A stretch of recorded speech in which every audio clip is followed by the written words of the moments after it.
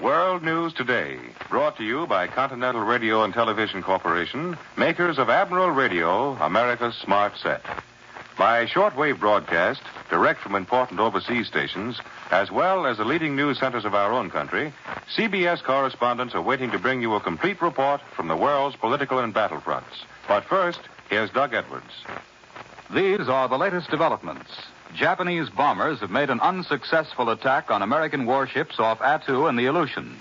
In the Mediterranean, Allied planes have continued their non-stop bombings of Axis airfields in Sicily and Italy.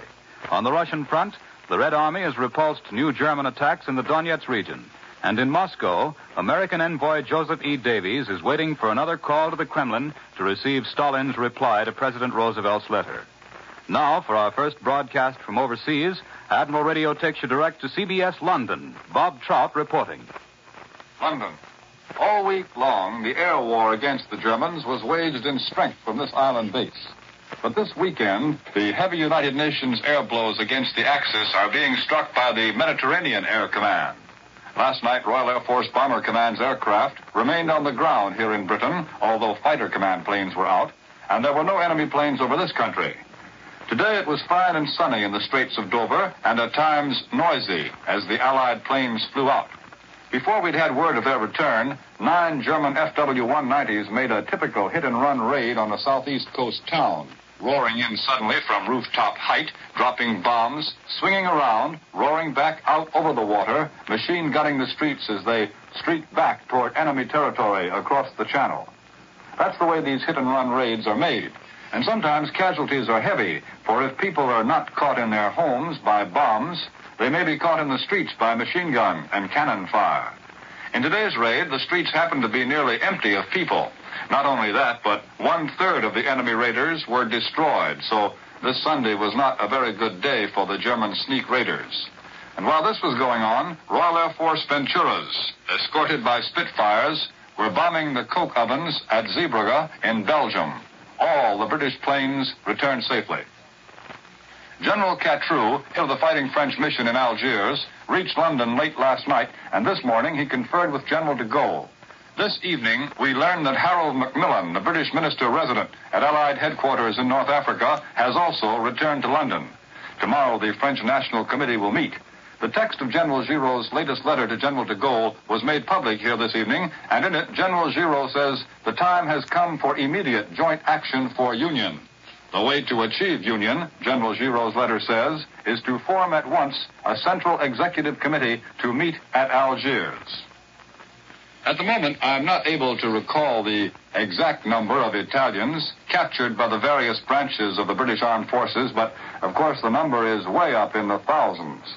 Late this afternoon, 2 Italians were captured. They'd escaped from their prison camp in Britain, and their capture is credited to the South Devonshire Constabulary. And now back to CBS New York and Doug Edwards. More news in just a moment, but first here's Warren Sweeney with a word from Admiral Radio. Today, Admiral brings you another interesting story about radar. The day will soon come when American bombers can take off from combat bases and wing their way in far greater safety toward enemy targets, thanks to radar. Planes equipped with ordinary altimeters face the constant hazard of crashing into unseen mountain peaks, because an ordinary altimeter simply indicates the height above sea level, not the distance between plane and ground. Such an altimeter might register 5,000 feet above sea level, utterly ignoring a mountain peak towering 10,000 feet into the sky. Soon, however, American pilots will be free from such dangers, just as quickly as American planes can be equipped with radar that is today being built by Admiral. Because radar will tell American pilots the actual distance between their planes and the ground immediately below. Even the slightest variation in terrain will be instantly and accurately registered. In building radar, Admiral will not only help save the lives of American fighters today, but contribute much to the future success of aviation. For when peace comes, radar will be instrumental in making commercial aviation safer than ever. In just a few minutes, Admiral will tell you how radar gets its name. But first, here's Doug Edwards with more news. As we said earlier, Allied planes have kept up their systematic onslaught against Italian and Sicilian air bases. Yesterday, 17 more Axis planes were destroyed in the air and on the ground.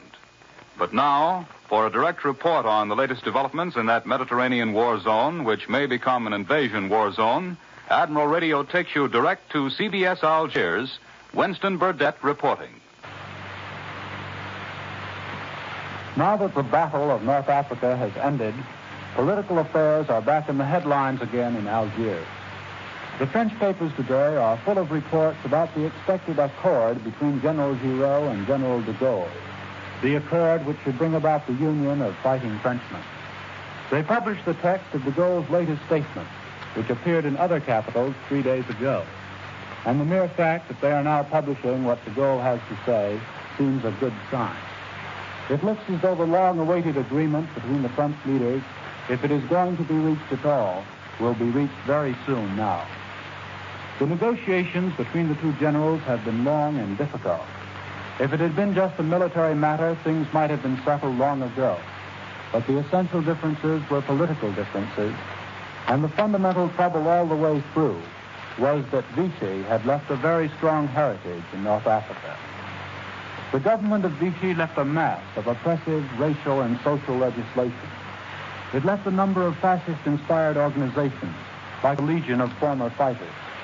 It left many people in high places who did not wish de Gaulle to come here. Men in the army who were sent here by the German-Italian armistice commissions, men in the administration who were Vichy's friends, but not ours. Well, over a period of months, the political scene has changed considerably, and North Africa has become a better place to live in. The Vichy racial laws have been abolished. The others have been or are being drastically revised. During the past week, the so-called Vichy Charter of Labor was abrogated, and trade unions are now free to organize in accordance with French Republican law. The Legion of Former Fighters and other fascist associations have been dissolved. As for the pro-Vichy characters who remain on the scene, it is tacitly understood that when and if de Gaulle comes, many of them will have to go. So the negotiations between the generals have already produced results in North Africa, good results which have represented a moral victory for de Gaulle, since it was he who insisted on the restoration of Republican law and on the dissolution of Vichy organizations. The heritage left by the Pétain-Laval government is being slowly rooted out. It is not entirely rooted out yet. There are still men here who pay lip service to democracy, but who have quite other ideas for France. And that is why the coming of de Gaulle would have such great importance. It would help to kill Vichy in North Africa and to ensure that nothing like Vichy happens again in France. North Africa, returning you to CBS in New York. The Russian battlefronts are still comparatively quiet, but for all dispatches stress the fact that both sides are reported for big offensives. For a direct report, Admiral Radio takes you now to CBS Moscow. Bill Downs reporting.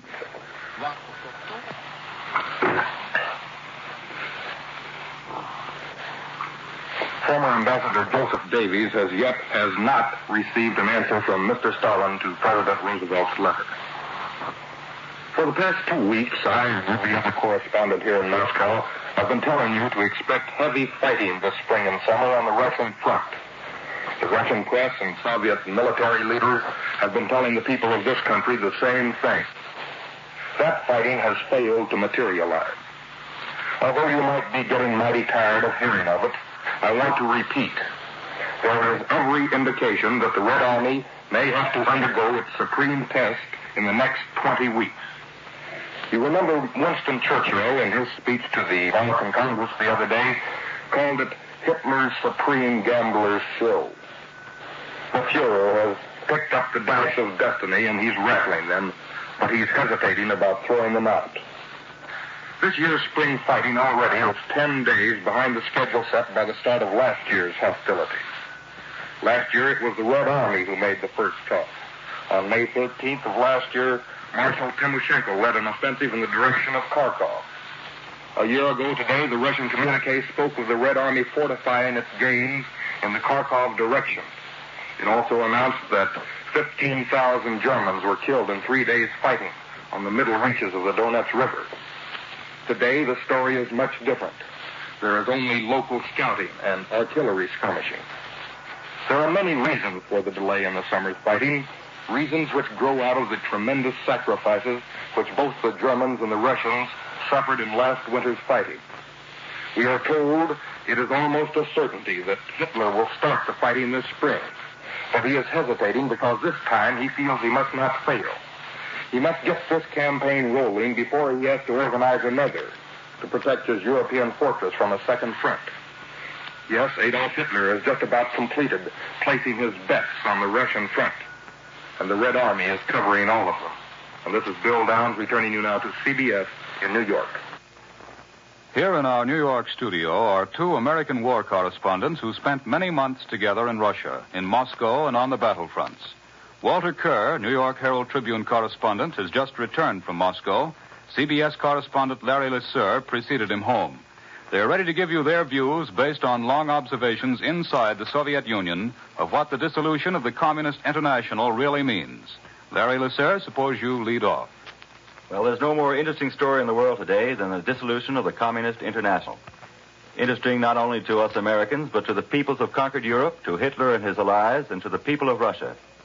I know that this afternoon men are whispering about it on the street corners of Paris, in the cafes of Berlin, and near the red walls of the Kremlin in distant Moscow. I'd like to ask Walter Kerr what he thinks the Russians are saying about it this afternoon. What's your opinion, Walter? Well, Larry, I'm sure that right now men and women are talking about this near Pushkin Square, in Gorky Street, in Moscow's famed subway, out in the Park of Culture and Rest, and probably at the ballet between the acts. I think you will agree with me that they are glad to hear about the dissolution of the Communist International. The people of Moscow are tired of that sort of thing. They're fighting a hard war. They are interested only in winning that war, in rebuilding their homes, and after the defeat of the Axis, to live their lives in peace. Walter, I don't remember hearing anything about Comintern while I was in Moscow. Did you? Very little, Larry. In fact, every Russian I talked to told me the International was dead, and that it had been for a long time. Only once in the 18 months I was there did I see it mentioned in the newspapers, and that was a one-paragraph item which said the Comintern's office workers had contributed a little money to the Russian Defense Fund. Well, a lot of people here are wondering whether this dissolution of the Comintern is just a tactical move designed to last only for the duration of the war. Perhaps it's too early to tell now, but anyway, Walter, dissolution of the International removes one of the great obstacles to complete cooperation between the United Nations. Furthermore, it weakens the Axis nations, which are bound together by the Anti-Comintern Pact. Now there's a pact, but there's no Comintern, so the pact stands for nothing. I think there'll be a decided reaction in conquered Europe. Hitler's propaganda line, Larry, is that he is protecting the people of Europe from international communism. But now the communist parties in enslaved Europe have been instructed to work with and to support, through the underground movement, their legally constituted governments in exile. And so it seems that Hitler's propaganda line has lost any possible significance. Well, today Hitler is still trying to claim that dissolution of the Comintern means nothing, and that he's still the protector of Europe, saving it from Bolshevism. We know differently. That Moscow's abandonment of world revolution will have a great effect in strengthening the United Nations during this great battle for their existence. It looks to me like just another nail driven into the Axis coffin. Yes, I think you're right. And Hitler will find this out just as soon as the communist underground members in Europe start to work in complete harmony with the other political parties of enslaved Europe. Larry, what do you think the effect of all this will be in America? Well, the Communist Party is not just a phrase. It's an organization of people. People who are fervent disciples of an economic religion. They, of course, will continue to be such. The Communist Party of America will continue to exist, but as a unit in itself and not as a part of a worldwide organization. If the dissolution means what Moscow has said it means, American communists will work without directives from Moscow, and they'll support our American form of government until Hitler goes down in defeat. I think, Larry, that the Comintern has been more of a hindrance than a help to the Soviet Union in wartime. So the Comintern is out. Yes, and my guess is that Stalin is glad to trade his Comintern for a second front in Europe. And now, here in our New York studio is Columbia's military analyst, Major George Elding Elliott. There is every evidence that the Italian Air Force is dwindling away rapidly, both in numbers and in spirit.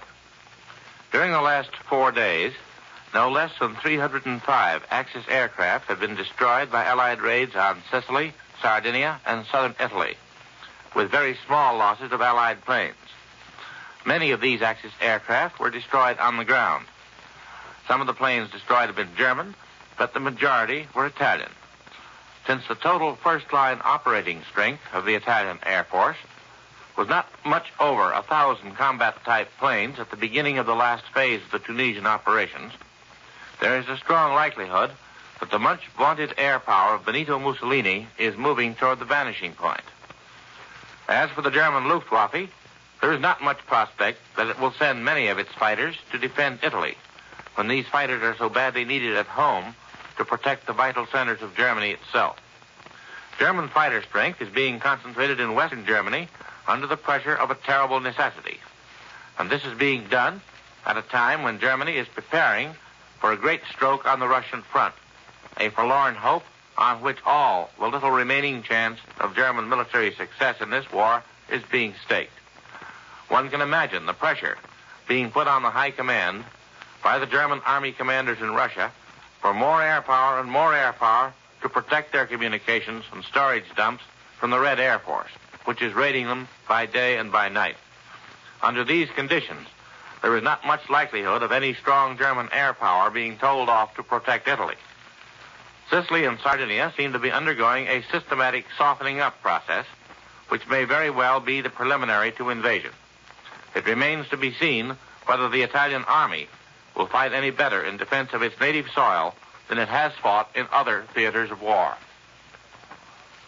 Across the Pacific, CBS correspondent is standing by to bring you an interview with one of our flyers who took part in the recent raid on Wake Island.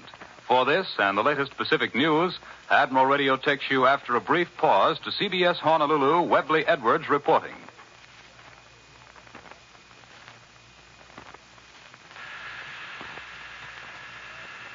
Hot activity continued at both ends of the long Pacific front this weekend, with the Americans mopping up on the Aleutian island of Attu on one end, and a continued pounding of the air war on Jap bases by Allied bombers and fighters at the other end in the Solomons and New Guinea. While the run to Wake Island hasn't quite become the milk route, United States Army bombers have bombed Wake 5 separate times. You've heard of the success of these bombing operations, the most recent of which was a week ago, when 24,000 pounds of high explosive bombs were dropped successfully on Jap supplies, materials, and installations. With me here is Staff Sergeant John H. Allen of Lowell, Massachusetts, gunner on a four-motored B-24 Liberator bomber. He was one of the men on that raid. Sergeant, tell us, where's your gun located? It's the belly gun on the Ready Teddy.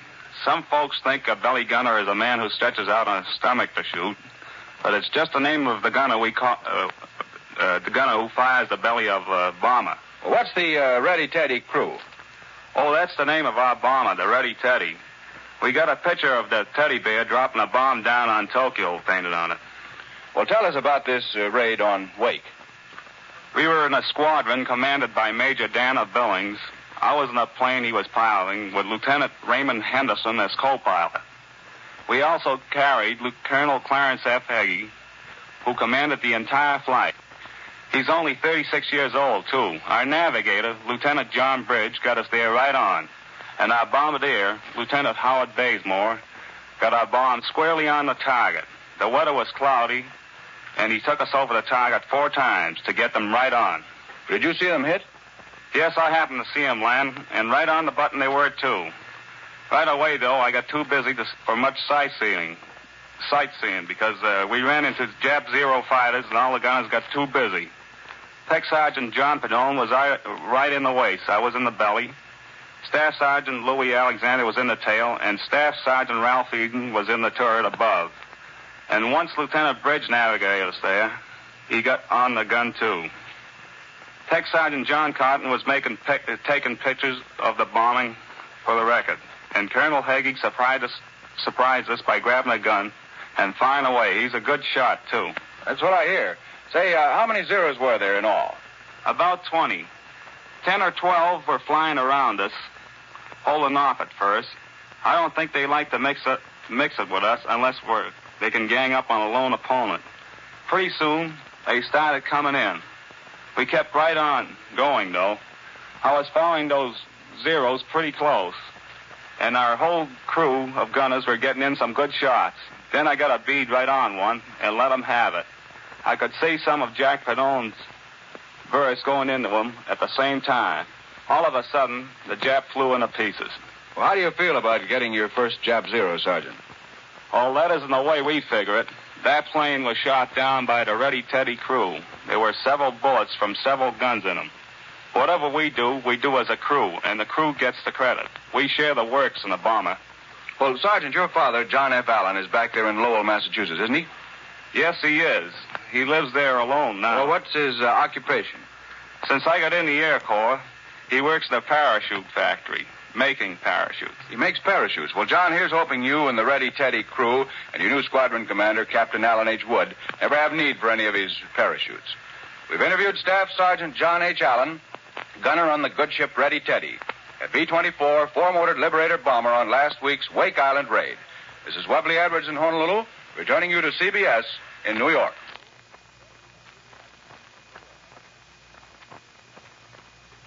Next, for developments here at home, Admiral Radio takes you to CBS Washington. Lee White reporting. There has been no change in the situation on Attu. A brief Navy communique this afternoon reported an unsuccessful Japanese bombing attack on 2 American warships operating in the Attu area. But aside from mentioning that 15 twin-engine bombers took part in the raid, the Navy gave no details. At Hot Springs, Virginia this evening, Richard Law, chairman of the British delegation, will offer to the food conference a detailed plan for freeing the post-war world from want. Though the text of his address will not be released until 7 o'clock, it's believed that his plan will entail an international food bank to lay away the agricultural surpluses of bumper years for international distribution in years of famine.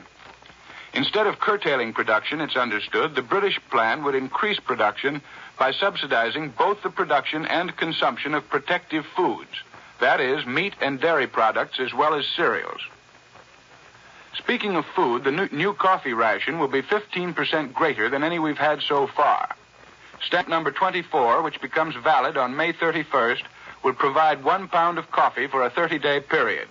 Heretofore, the most liberal ration has been 1 pound spread over 35 days.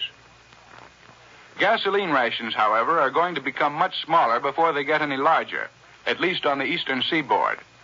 The Office of Defense Transportation has reduced the rations of trucks, buses, and taxis by 40%. Only city buses and trucks serving war industries will be eligible for extra rations from now on. The WPB is now preparing a list of priorities. Luxury delivery service will simply be no more.